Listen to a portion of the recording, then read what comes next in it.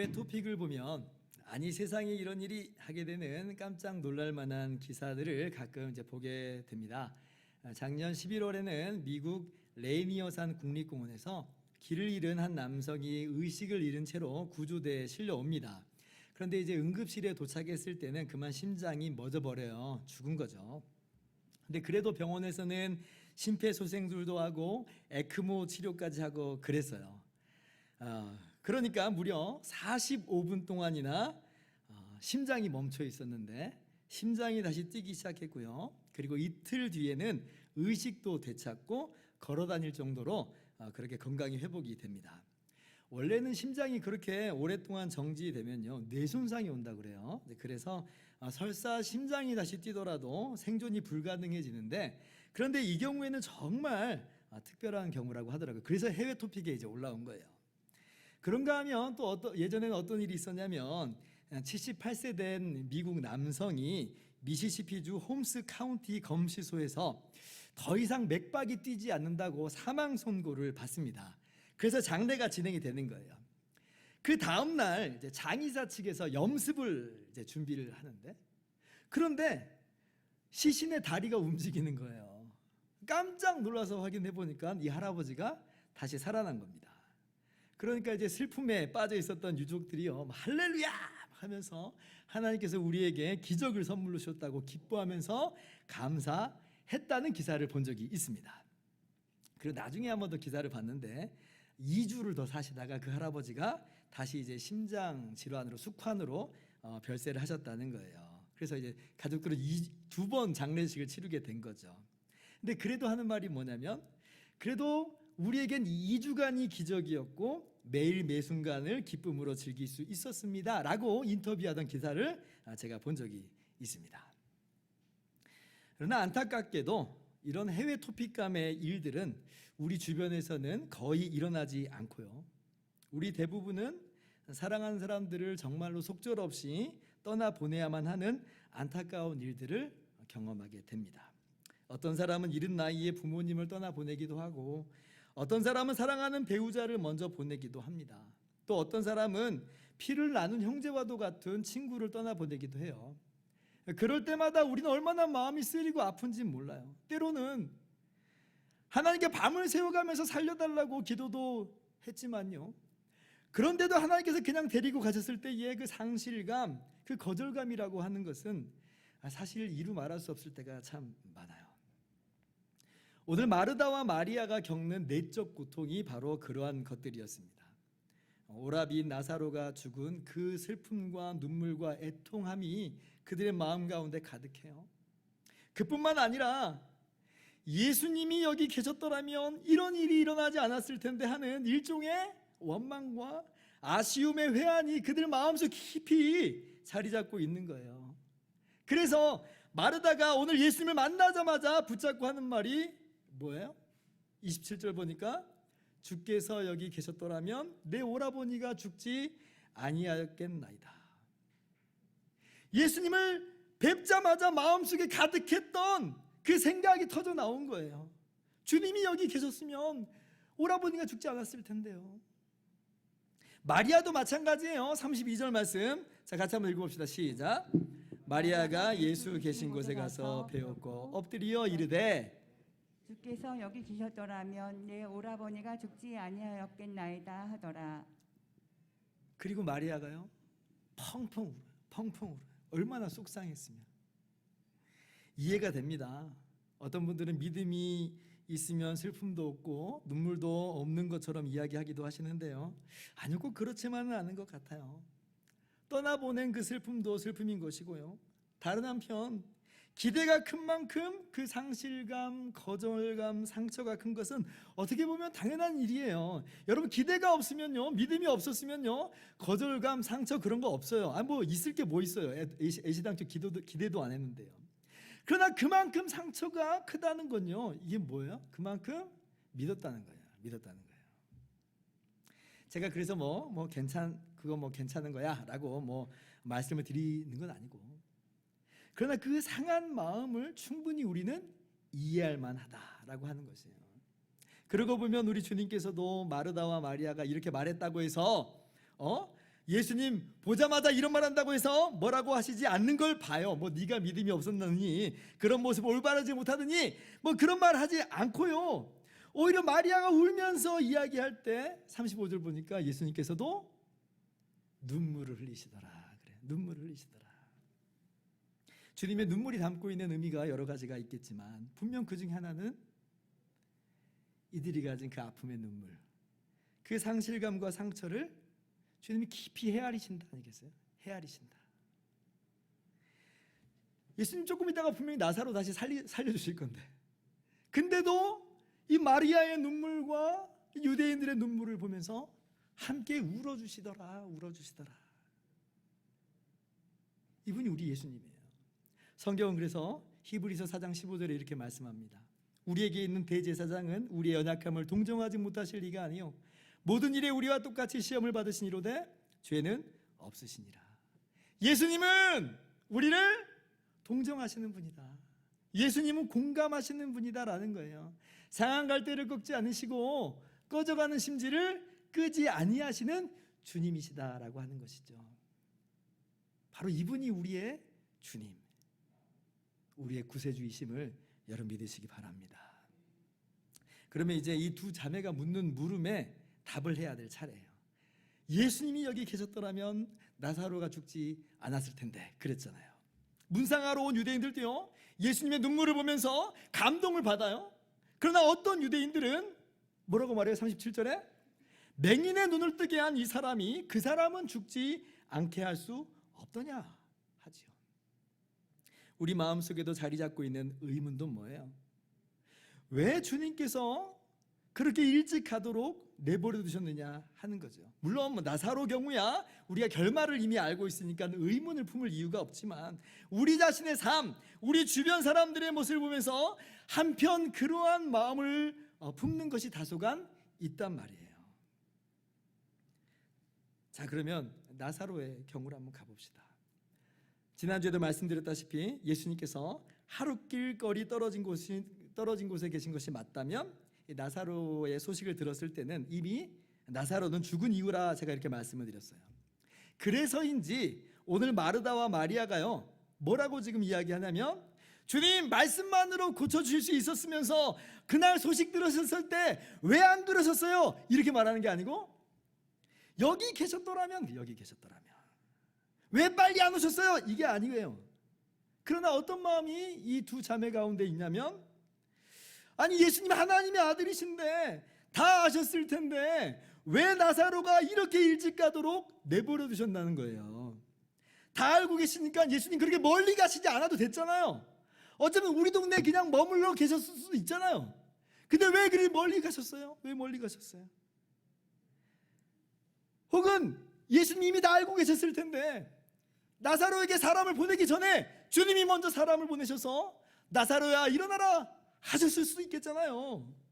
근데 왜 그렇게 안 하셨냐는 거예요. 구하기도 전에 이미 모든 것을 아시는 하나님이신데 말이에요.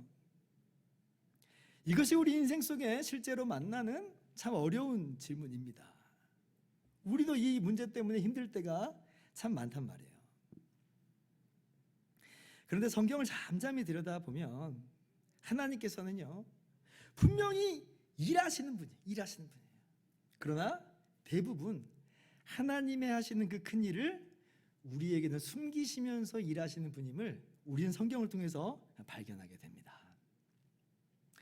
예전에 제가 성경 창세기를 읽을 때 정말 너무 의아한 대목이다라고 생각이 든 적이 있는 곳이 있어요. 여러분 그 야곱과 그 아들 요셉의 이야기를 대부분 잘 알고 계실 거예요. 창세기 37장 보면 요셉의 형들이 동생 요셉을 시기하잖아요. 그래서 요셉을 애굽의 노예로 팔아버리는 엄청난 죄악을 저지릅니다. 그래놓고 아버지 야곱에게는 요셉이 아마도 밖에서 짐승에게 잡아 먹힌 것 같다고 피 묻은 요셉의 옷자락을 들이밀어요. 그러니까 야곱은 그냥 고제 그대로 그 말을 믿을 수밖에 없고 요셉이 죽은 줄만 알고 방송대곡을 하는 거예요. 가장 사랑하는 아들이었는데 죽어버린 거예요. 그러니까 나도 따라 죽겠노라고 그 누구의 위로도 거절한 채 오랜 동안 슬퍼한단 말이에요. 얼마나 가슴 아팠겠어요. 우리말 속담에도 부모가 죽으면 산에 묻지만 자식이 죽으면 가슴에 묻는다 그러잖아요. 그러고는 무려 22년의 세월이 흘러요. 22년의 세월이 흘러요. 근데 요셉이 죽은 게 아니었죠. 애굽의 노예로 팔려간 것입니다. 그리고 하나님은 거기에서 여전히 일하심으로 어떤 놀라운 일을 이루세요? 노예로 팔려갔는데 13년 만에 하나님께서 요셉을 애굽의 총리로 일으키세요. 그리고 대기근이 애굽과 가나안 땅을 덮쳤을 때 하나님께서 주신 지혜로 애굽을 살리고 가나안 땅을 살리는 일을 맡기십니다. 근데 이 사실이 누구에게는 숨겨져 있다? 야곱에게는 숨겨져 있다. 야곱에게. 근데 이제 이때서 22년이 지난 이후에 비로소 야곱에게 이 소식이 알려집니다. 애굽에 양식을 사러 갔을 때에 그때서야 요셉이 그 땅의 총리가 됨을 알게 돼요. 처음에 못 믿었죠. 못 믿었어요. 누가 믿을 수 있겠어요. 그런데 요셉이 살아있다는 소식을 듣고 야곱이 하는 말이 뭐냐면 조카도다요, 조카도다. 이게 무슨 말이에요? 내가 지금 죽어도 여한이 없다는 거예요. 여러분, 이 부모의 심정을 여러분도 다 아실 거예요. 얼마나 좋고 얼마나 기쁘고 얼마나 행복하겠어요. 난 이제 죽어도 여한이 없어. 그런데 그때까지 하나님은 숨기셨어요. 야곱은 22년 동안 그 아픔을 부둥켜 안고 살았단 말이에요. 제가 의아한 대목이라고 하는 건 바로 그 다음이었어요.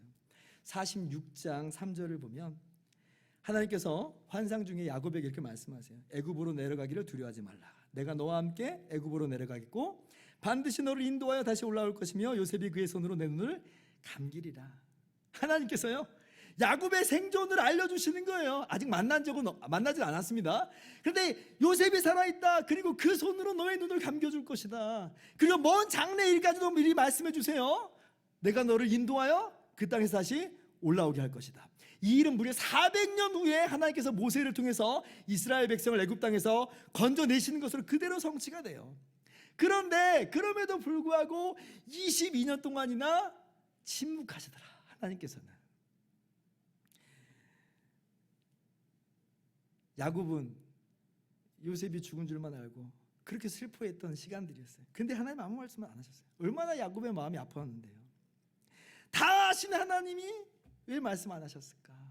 아니 400년 뒤의 일까지도 지금 말씀하시는데 왜 그때는 얘기 안 하셨는가? 이 경우는 우리가 쉽게 그 이유를 짐작해 볼 수 있습니다. 왜 그랬겠어요? 만약 반대로 하나님께서 야곱에게 당장에 알려주셨다면 어떻게 됐겠어요? 지금 야곱이 애굽으로 뛰어가가지고 요셉을 다시 건져왔겠죠. 그리고 요셉을 지금 팔아버린 형들은 어떻게 됐겠어요? 경을 쳤을 거예요. 어쩌면 집에서 내쫓겨졌을지도 몰라요. 집안은 풍비박산 났을 거예요. 그죠? 근데 그것만이 문제가 아니에요. 무엇보다도 이 7년 대기근의 이 시대에서는 어떻게 됐겠어요? 아마도 애굽도 가나안 주민들도 그리고 야곱의 가족들도 모두 다 굶주려 죽는 그러한 끔찍한 일을 만나게 되었겠죠. 그래서 우리는요, 하나님께서 야곱에게 이 사실을 숨기신 이유가 이런 것이었겠구나라고 생각을 할 수가 있게 되는 거예요. 하나님은 큰 그림을 갖고 계셨죠. 하나님은 빅피처가 있어요. 야곱에게는 너무나 아픈 시간이었지만 그러나 하나님의 하시는 일이 있고 하나님이 숨기시지만 그러나 이 모든 것을 선으로 인도하시더라 하는 거예요. 여러분, 이게 우리가 사실 대부분 우리 삶 속에서 맞닥뜨리는 일들입니다. 우리가 지금 너무 힘든 삶의 시간들일 수 있어요. 그러나 우리도 나중에 뒤돌아보면 어떻게 우리가 이야기하게 되냐면 하나님께서 이런 계획이 있으신 거구나 하고 깨닫게 되는 거예요. 지금 제가 그래서 이 어려움이 대수롭지 않은 거야 그까짓 거 그래요 라고 말씀드린 거 아니에요. 우리는 이 어려움의 시간 속에서 하나님 마치 나를 잊어버리신 것 아닌가, 나를 떠나신 것 아닌가, 나를 버리신 것 아닌가, 나 아픔과 고통 속에서 눈물을 흘릴 수 있어요. 그러나 야곱의 경우를 꼭 기억하시기를 바랍니다. 하나님은 지금 우리에게 알리시지 않고 숨기시지만 그렇다고 해서 우리를 잊으셨다든지 떠나셨다든지 버리셨다든지 하나님 아무 일도 안 하신다든지 그런 건 아니라는 거예요. 하나님의 신묘막측한 계획이 있고 하나님의 하시는 숨겨진 일들이 있어요. 우리는 분명히 나중에 돌아보았을 때에 하나님의 그 지혜와 선하심에 경탄하게 될 것입니다. 성경 로마서 8장 28절은 이렇게 말합니다. 같이 한번 읽어볼까요? 시작. 우리가 알거니와 하나님을 사랑하는 자 곧 그의 뜻대로 부르심을 입은 자들에게는 모든 것이 합력하여 선을 이루느니라. 모든 것이 합력하여 선을 이루느니라. 어쩌면 우리는 우리가 죽는 그 순간까지 하나님의 그 이유를 다 헤아려 알 수 없을 수도 있어요. 그러나 분명한 것은 우리가 하나님의 영광의 나라에 이르렀을 때는 우리 모두가 하나님의 이유를 분명히 알게 될 것이에요. 그리고 그때에는 더욱더 큰 소리로 하나님이 하신 큰 일을 찬양하게 될 것입니다. 여러분 믿으시기 바랍니다.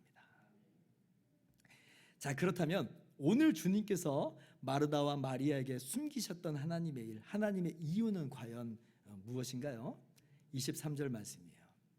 예수께서 이르시되 내 오라비가 다시 살아나리라. 나사로 가정을 향한 하나님의 일은 뭐냐면 나사로를 다시 살리시는 거예요.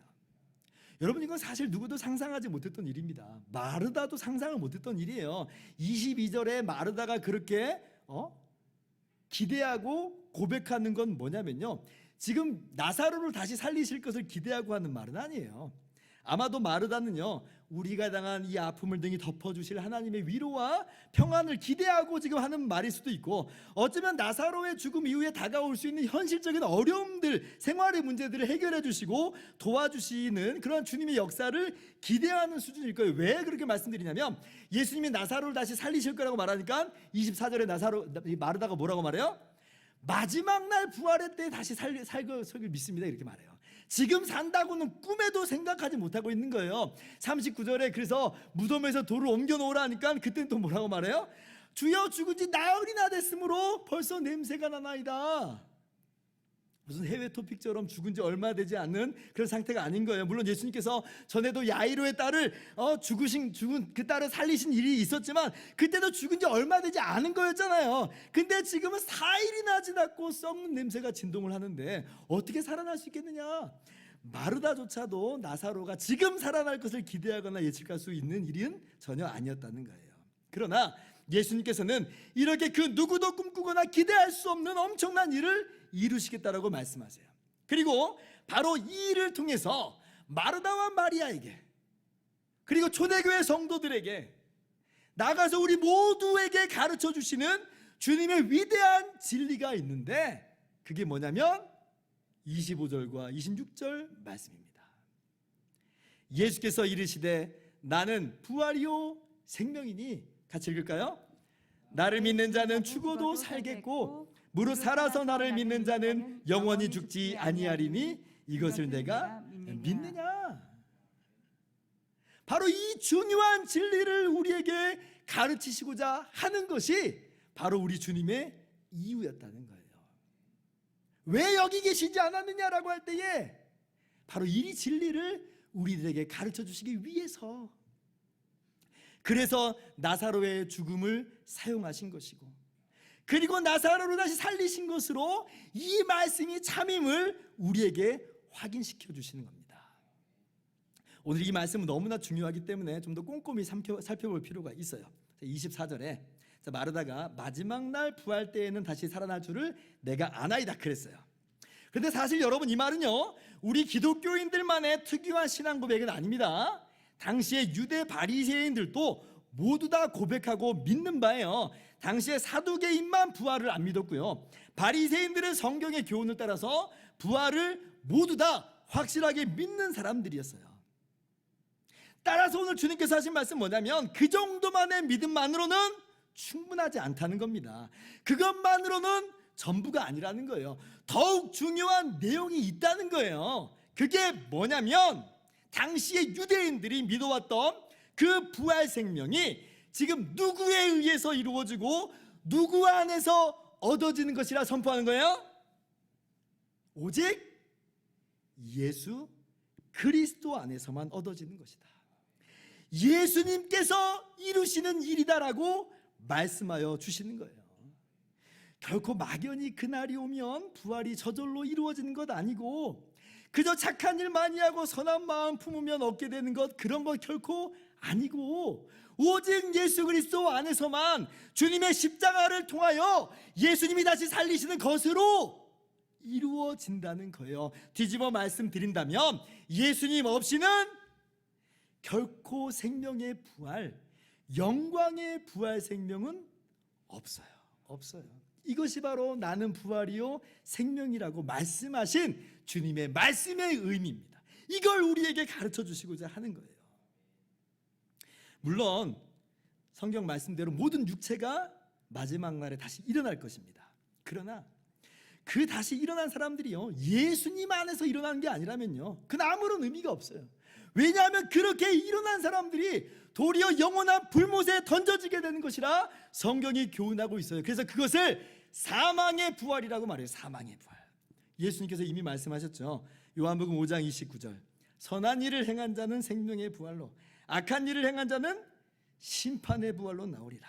모두 다 일어나긴 하지만 그 결과는 완전히 판이하게 다르다는 거예요. 오직 예수 그리스도를 믿는 사람, 부활이요 생명이신 예수 그리스도 안에서 일어난 사람만이 생명의 부활로 나온다. 당연히 그렇죠. 왜냐하면 우리 예수님 외에는 우리의 이 죄값을 해결할 수 있는 다른 방법이 없기 때문에 그래요. 우리의 죄는 적당한 죄가 아니에요. 이 세상의 어떤 윤리와 도덕만을 어긴 게 아니라 우리는 하나님의 법을 어겼고 하나님께 죄를 지은 사람들이에요. 무한하신 하나님의 영광을 훼손한 사람들이에요. 그러므로 우리가 지은 죄의 크기는 너무나 커서 그 어떤 것으로도 갚을 수가 없어요. 그런데 그 죄값을 예수님께서 대신 치러주셨어요. 하나님이신 예수님이 이 땅에 오셔서 우리의 모든 죄값을 치러주신 거예요. 예수님 외에는 이 죄값을 치러주신 게 불가능해요. 그러므로 예수 그리스도 안에서만 생명의 부활로 나오는 거예요. 근데 목사님 아까 말씀 보니까 선한 일을 행한 자는 생명의 부활로 나오리라고 그렇게 주님께서 말씀하셨는데 그건 무슨 의미인가요? 여러분 그래서 우리가 성경 이 본문의 문맥과 성경 전체의 맥락을 우리가 통찰하는 것이 중요하다고 제가 여러 번 말씀드린 게 그런 이유입니다. 언뜻 보면 그렇게 보여요. 그러나 바로 앞구절인 요한복음 5장 24절에 이렇게 주님께서 말씀하십니다. 내 말을 듣고 또 나 보내신 이를 믿는 자는 영생을 얻었고 심판에 이르지 아니하나니 사망에서 생명으로 옮겼느니라. 그러므로 예수님은 지금 뭐 착한 일하면 누구나 생명의 부활로 나온다는 그런 뜻으로 말씀하신 게 아니라 예수님의 그 은혜의 복음을 통하여 하나님을 그렇게 믿는 사람이 영생을 얻는다 말씀하시는 거예요. 그리고 나서 바로 그렇게 부활 생명을 얻은 사람, 그 존재 자체가 하나님의 자녀로 거듭난 사람이 당연히 선한 열매를 맺는 사람이라는 것을 말씀하고 있는 거예요. 그런 의미에서 마태복음 7장 말씀에 좋은 나무마다 아름다운 열매를 맺고 좋은 나무가 나쁜 열매를 맺을 수 없다라고 하는 의미가 바로 그런 의미예요. 좋은 열매를 맺어야 좋은 나무가 되는 게 아니에요. 좋은 나무가 좋은 열매를 맺는다는 말씀하시죠. 그래서 여러분 이 말씀은 우리가 예수 믿는다라고 하면서 전혀 주님의 말씀과 상관없는 삶의 사람들에 대한 정말 강력한 경고가 됩니다. 예수를 믿고 있는다라고 하는데 선을 행할 의지가 전혀 없는 사람이라고 한다면 그럴 수가 없어요. 그것은 지금 그 믿음이 제대로 된 믿음인지 한번 점검을 해봐야 됩니다. 자, 그러나 그렇다고 오해하지 말 것은 예수님 안 믿는데도 착한 일 한다고 해서 생명의 부활로 나온 것은 절대로 아니라는 것을 우리가 아울러 꼭 알아야 되는 거예요. 우리는 우리의 힘으로 구원받을 수가 없어요. 완전 파산한 사람이에요. 오직 부활이요 생명이신 예수 그리스도 안에서 우리가 영원한 부활 생명을 얻게 되는 것입니다. 오늘 주님께서 바로 이것을 우리에게 믿느냐라고 말하고 있어요. 믿느냐. 이것을 네가 믿느냐. 그러니까 마르다가 뭐라고 받아요? 27절 말씀 이렇게 고백합니다. 함께 같이 읽습니다. 시작. 이르되 주여 그러하이다. 주는 그리스도시요 세상에 오시는 하나님의 아들이신 줄 내가 믿나이다. 지금 마르다가요 단순히 죽어도 살고 영원히 죽지 않는다는 그 사실을 믿는다 그런 뜻이 아니에요. 물론 그런 뜻도 내포되어 있지만요, 마르다의 신앙 고백은 보다 정확하게 말씀드린다면 부활이요 생명이신 예수님을 믿는다. 연결 짓는다면 주는 그리스도시요 세상에 오신 하나님의 아들로서 우리에게 영원한 부활 생명을 주시는 분이심을 믿습니다. 그러므로 오늘 이 시간 우리들도 스스로 물어볼 필요가 있습니다. 주님이 내가 믿느냐라고 물어봤으니까요. 우리 스스로에게도 물어봐야 돼요. 예수님이 그리스도시고 하나님의 아들이심을 믿는데 그 주님이 이루신 놀라운 십자가 사역으로 우리가 영원한 부활 생명을 얻게 됨을 믿느냐. 다시 다시 말한다면 예수님이 참된 구원자라고 하는 객관적인 지식이 정말 나 자신이라고 하는 개인적 차원, 내적 차원으로 적용되어 있는가를 묻는 거예요. 적용되어 있는가. 어떤 역사적 지식과 정보로서 예수님을 믿노라 하는 게 아니라 정말 그분으로 말미암아 너가 부활 생명을 얻게 되는 것임을 믿는 것이냐? 라고 주님께서 물으시는 거예요. 이러한 믿음 없이 그저 단순한 이론이나 지식적 동의는요, 그거는요 구원받는 믿음하고는 상관이 없어요. 그 정도는 귀신들도 알아요. 귀신들도. 예수님의 사역 속에서 예수님이 하나님의 아들이신 줄 제일 먼저 알고 알아봤던 사람들이 누구냐면 귀신 들린 사람들이에요. 귀신 들린 사람. 그러나 그들이 그렇다고 해서 부활 생명을 얻어요? 아니잖아요. 여러분, 어떤 역사적인 어떤 정보, 어떤 지식, 그러한 신앙은요 구원받는 믿음이 아니에요. 그러한 이 역사적인 이 정보와 어떤 지식이 우리 내면으로 들어와야 돼요. 정말 그러므로 내가 주 안에서 부활하며 영원한 생명을 얻게 됨을 믿습니다. 정말 예수님께서 나의 죄를 다 해결하셔서 십자가에 대신 죽으시고 3일 만에 부활하심을 믿습니다. 정말 주님만이 나의 부활이요 생명이십니다. 이것이 정말 제대로 된 믿음이에요. 주님이 봐서 이것을 이야기하고 있어요. 네가 이걸 믿느냐? 네가 이걸 믿느냐? 예수님께서 그리스도시며 살아계신 하나님의 아들이심을 믿으시기 바랍니다. 그리고 그렇게 십자가에 달리신 예수님으로 말미암아 우리가 영원한 부활 생명을 얻게 됨을 여러분 마음속 깊이 개인적인 차원에서 고백할 수 있기를 바랍니다. 이러한 구원받는 믿음, 참된 믿음이 여러분 모두의 믿음이 되기를 주님의 이름으로 축원합니다. 자, 이제 말씀을 정리합니다. 오늘 저는 여러분에게 3가지를 함께 나눴어요. 첫 번째는 우리 예수님은 우리 연약함을 동정하시는 분이다. 우리 아픔과 눈물 참으로 공감하시는 너무나 좋으신 주님이라는 거예요. 따라서 사랑하는 성도 여러분, 여러분의 연약함, 여러분의 아픔들 굳이 예수님께 숨기려 드시지 말고, 아프면서도 뭐 아무렇지도 않게 그런 척하지 말고 오히려 있는 모습 그대로 주님께 아프면 아프다고 아뢰 수 있기를 바랍니다. 우는 건 죄가 아니고요, 애통하는 건 전혀 부끄러움이 될 수 없어요. 물론 주님 없이 슬픔에 완전 사로잡히는 것은 문제가 있지만 주님께 나아가 그 아픔을 아뢰는 것은 괜찮다는 거예요. 존 라일 목사님은 이렇게 말합니다. 예수님의 마음은 지상에 있을 때나 하나님 보좌 우편에 앉아 있을 때나 똑같다. 지금 하나님 아버지 옆에 계신 대언자가 되어주신 예수님은 우리를 위해서 눈물을 흘리신 분이다. 기도와 간구로 사랑의 주님께 여러분의 마음을 쏟아 놓으시기를 바랍니다. 그러할 때에 우리 주님의 따사로운 위로가 여러분 모두에게 가득 넘치게 될 것입니다. 두 번째로 하나님은 놀라운 일을 행하시지만 우리에게는 숨기신다 말씀드렸어요. 그러나 하나님은 우리를 사랑하시는 주님이시므로 숨겨졌다고 해서 우리가 다 헤아릴 수 없다고 해서 낙심하거나 절망할 것이 아니라 오히려 그렇기 때문에 더욱 하나님만을 경외하면서 나가실 수 있기를 바랍니다. 전도서 3장 11절입니다. 하나님이 모든 것을 지으시되 때를 따라 아름답게 하셨고 또 사람들에게는 영원을 사모하는 마음을 주셨느니라. 그러나 하나님이 하시는 일의 시종을 사람으로 측량할 수 없게 하셨도다. 14절 같이요. 하나님이 이같이 행하심은 사람들이 그의 앞에서 경외하게 하려 하심인 줄을 내가 알았도다. 하나님은 그 일을 쉬지 않으세요.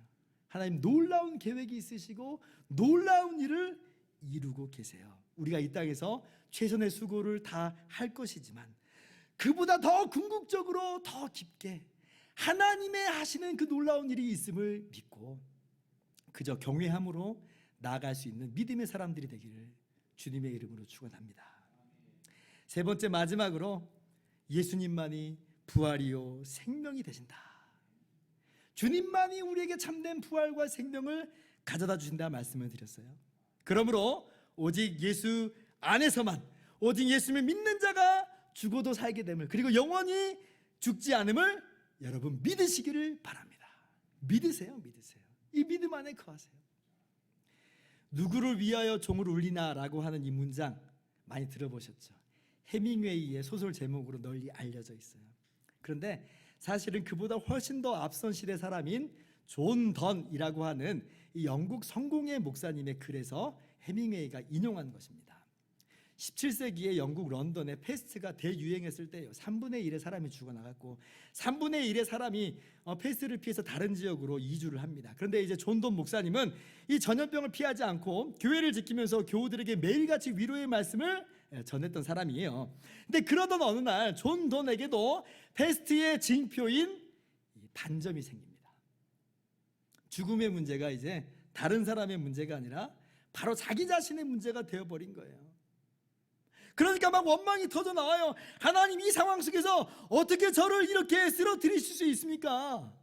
지금 하는 사역들이 있는데, 하는 일들이 있는데 하면서 막 분노하면서 또 기도하면서 막 글을 쓰는 거예요. 자신 역시 이 죽음의 두려움에 벌벌 떨게 되면서 하루하루 고뇌하면서 고통 속에서 이루 말할 수 없는 시간을 보냅니다. 근데 그러나 그 시간들을 통해서 결국은 죽음으로 말미암아 연합하게 되는 자는 주님과 함께 부활하는 영광을 누리게 됨을 참으로 그 마음속에 깨닫게 돼요. 그리고 나서 이제 마음에 참된 평안을 되찾게 됩니다. 그때 이제 그 상황 속에서 썼던 그 글 중에 하나가 이거예요. 누구를 위해 종이 울리는지 알려고 하지 말라. 종은 그대를 위해, 나를 위해 울리는 것이다. 장례식이 있을 때마다 종이 울리는데 누구의 종인지, 누구를 위한 종인지, 왜 그런 종이 울리는 건지 알려고 하지 말라는 거예요. 오히려 그 종을 통해서 자신의 죽음을 기억하라는 거예요. 여러분, 우리는 장례식에 가보지 않은 이상 우리 자신을 위해서 장례식 종이 울릴 거라고 생각 자체를 안 하는 경향이 있어요. 엊그제 우리 연목사님께서 금요철야 기도회 때 말씀하신 것처럼 하나님께서 우리에게 육신의 죽음을 정해놓지 않으셨으면 우리는 우리의 영혼의 죽음을 전혀 상상조차 못할 사람들이에요. 그게 우리 인생이에요. 그러나 나를 위한 장례식 종은 언젠가는 울리게 돼 있어요.